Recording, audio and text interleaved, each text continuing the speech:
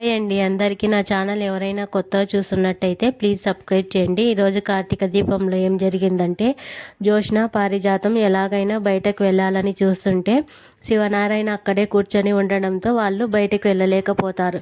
సరిగ్గా అదే సమయంలో దశరథ కార్తీక్ను దీపను తీసుకొని ఇంట్లోకి అడుగు పెడతాడు. ఇక దశరథ ముఖంలో గర్వం, కళ్ళల్లో ఏదో సాధించానన్న తృప్తి కనిపిస్తుంటాయి. ఇక జ్యోత్స్న పారిజాతం బయటకు వెళ్తుండగా దశరథుని చూసి ఆగిపోతారు. ఇక దశరథుని చూడగానే పారిజాతం, జ్యోత్స్నలు షాక్ అవుతారు. దశరథ ముఖంలో ఏదో తెలియని ఆనందం కనిపిస్తుంది. ఇది చూసిన పారు, జ్యోత్స్నలు దాస్ దశరథుని కలిసి ఉంటాడా అని అనుమానిస్తారు. ఇక పారు, జ్యోత్స్న బయటికి వెళ్తుంటే ఎక్కడికి వెళ్తున్నారు, ఆగండి, మీతో ఒక ముఖ్యమైన పని ఉంది. పిన్ని వెళ్ళి నా కూతురికి దిష్టి తీయటానికి ఎర్రనీళ్ళు తీసుకురా అంటాడు. వినగానే పారిజాతం గుండె ఆగినంత పనైంది. నా కూతురు అని ఎవరిని ఉద్దేశించి అంటున్నాడో అర్థం కాక జ్యోత్స్న తెల్లముఖం వేసింది. ఇక మామయ్య ఆవేశంలో నిజం చెప్పేసేలా ఉన్నాడు. దీపే ఇంటి వారసురాలని అందరి ముందు చెబితే ఇక జ్యోత్స్న పరిస్థితి ఏంటి అని కార్తీక్ తనలో తాను మదన పడుతుంటాడు. ఇక మరోవైపు జ్యోత్స్న మాత్రం దీపే నా కన్న కూతురని దశరథ ఎక్కడ చెప్తాడో అని భయంతో వణికిపోతుంది. ఇక శివనారాయణ తన కొడుకుని చూసి కోపంగా, ఎక్కడికి వెళ్ళావురా, ఫోన్ కూడా ఇంట్లోనే వదిలేసి వెళ్ళావు, నీపై ఉన్న బాధ్యత ఏంటి, నువ్వు చేస్తున్నదేంటి అని అడుగుతాడు. కానీ దశరథ అవేమీ పట్టించుకోకుండా పారిజాతం తెచ్చిన దిష్టి నీళ్లను చూసి సుమిత్రను పిలుస్తాడు. సుమిత్ర, ఈ దిష్టి నీళ్లతో నా కూతురికి, అల్లుడికి దిష్టి తీ, నానమ్మ కంటే అమ్మ చేతులతో దిష్టి తీయటమే పిల్లలకు క్షేమం అని దశరథ సుమిత్రకు చెప్తాడు. ఇక ఇంట్లో వాళ్లకు దశరథ ఏం చేస్తున్నాడో అర్థం కాదు. సుమిత్ర ఆనందంగా దీపకు, కార్తీక్కు దిష్టి తీస్తుంది. ఇది చూస్తున్న దశరథ మనసులో, ఏ బిడ్డనైతే పుట్టగానే ఈ ఇంటిని దూరం చేశావో ఈరోజు అదే ఇంటి గడప మీద ఆమె తల్లి చేతులతోనే ఆహ్వానం పలికిస్తున్నాను, కాలం ఎంత విచిత్రమైనది అని భావిస్తాడు. ఇక జ్యోత్స్న రగిలిపోతూ మనసులో, డాడీ ప్రవర్తన చూస్తుంటే దాస్ నిజం చెప్పినట్టే ఉన్నాడు, దీపను కూతురు అంటున్నాడు అంటే నా స్థానం ఏమైనట్టు అని భయపడుతుంది. ఇక దిష్టి తీసిన తర్వాత శివనారాయణ ఆ నీళ్లను బయట పోసిరమ్మని జ్యోత్స్నతో చెప్తాడు. కానీ దశరథ వెంటనే అడ్డుకుంటాడు. వద్దు నాన్న, జ్యోత్స్న వద్దు, ఈ పని పిన్నితో చేయించాలి, పిన్ని మనసు చాలా పెద్దది, 10 మందిని మంచి కోరుకునే మనిషి అంటాడు. ఇంటి వారసురాలి పేరు మీద అన్నదానం కూడా చేసిన పుణ్యాత్మురాలామె, అందుకే ఈ దిష్టి నీళ్లు కూడా ఆమె చేతుల మీదుగానే బయటకు పడేయాలని దశరథ అంటాడు. ఇక దశరథ మాటల్లో వ్యంగం పారిజాతానికి అర్థమవుతుంది. కానీ ఏమనలేక లోపల కుమిలిపోతుంది. ఇక సైదులుగాడు నిన్ను నిండా ముంచేశాడా దశరథ, కానీ నా దగ్గర అసలు నిజం ఉంది, అది నీకు తెలియదని మనసులో సరిపెట్టుకుంటుంది. ఇక దీప, కార్తీక్లను కుడికాలు పెట్టి లోపలికి ఆహ్వానిస్తాడు దశరథ.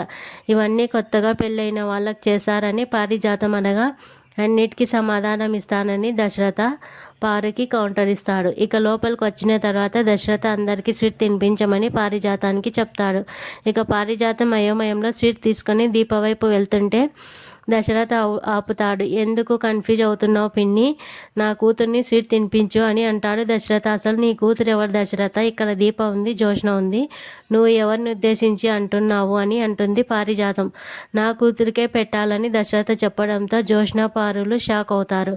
నీ కొడుకు దాస్ నిన్ను నిండా ముంచాడు అని రగిలిపోతుంది జ్యోత్స్న.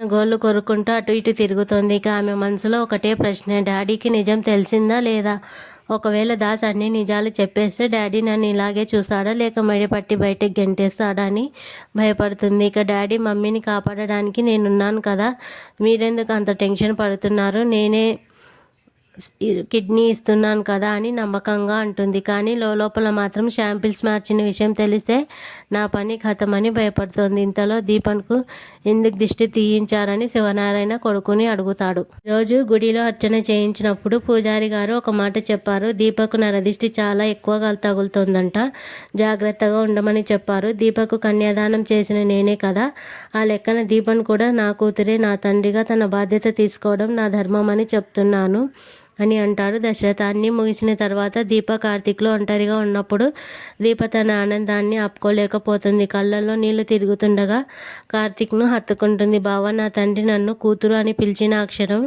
నా జీవితంలో మర్చిపోలేను, నేను మీ కూతుర్ని అని అమ్మా నాన్నకు ఎప్పటికైనా చెప్పుకోలేనేమో అని భయపడ్డాను. అని దేవుడు మామయ్య రూపంలో నిజం బయట పెట్టాడు దీప. ఇక మామయ్య నీ మీద ఒట్టు వేశాడు కాబట్టి ఇప్పుడు బయటపడలేదు. కానీ ఆయన మనసులో మాత్రం నువ్వే తన అసలైన బిడ్డవని స్థిరపడిపోయింది.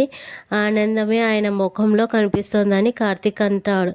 ఇక అంతా బాగానే ఉంది, కానీ ఒకవేళ నాన్నకు అసలు నిజం తెలిస్తే ఆయన తట్టుకోగలరా?